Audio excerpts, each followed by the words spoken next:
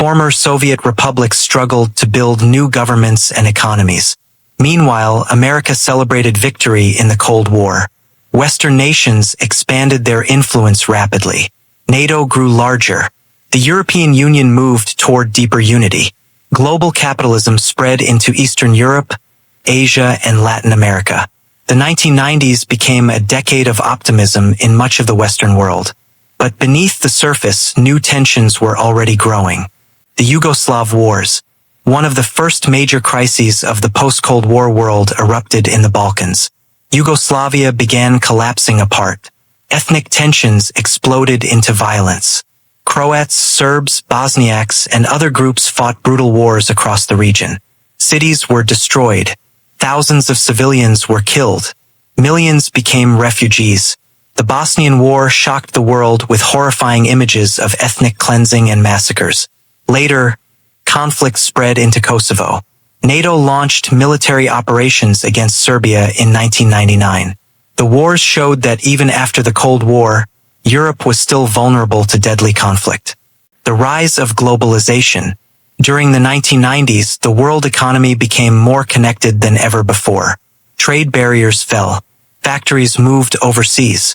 Corporations expanded globally. Products made in one country were sold across the planet. China emerged as a manufacturing giant. The cities grew rapidly. Millions escaped poverty as factories expanded across the country. At the same time, Western businesses earned enormous profits from global trade. The world became interconnected economically, but globalization also created fear. Some workers lost jobs as industries moved abroad. Economic inequality increased in many nations, and many people worried that local cultures were disappearing under global consumer culture. Still, one invention transformed humanity more than anything else: the Internet.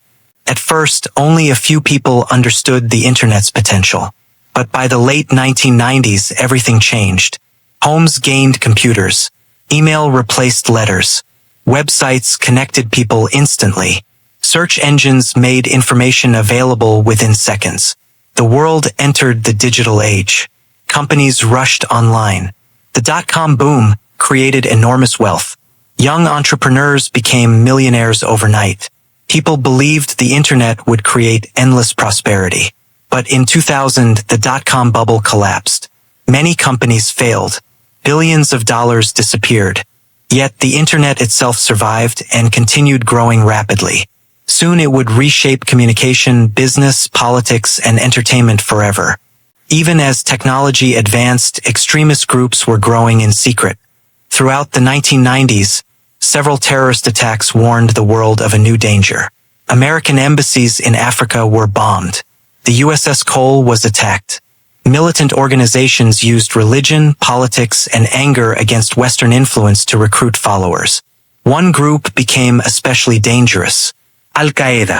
Led by Osama bin Laden, the organization planned attacks designed to shock the world. And on September 11, 2001, they succeeded. The morning began normally.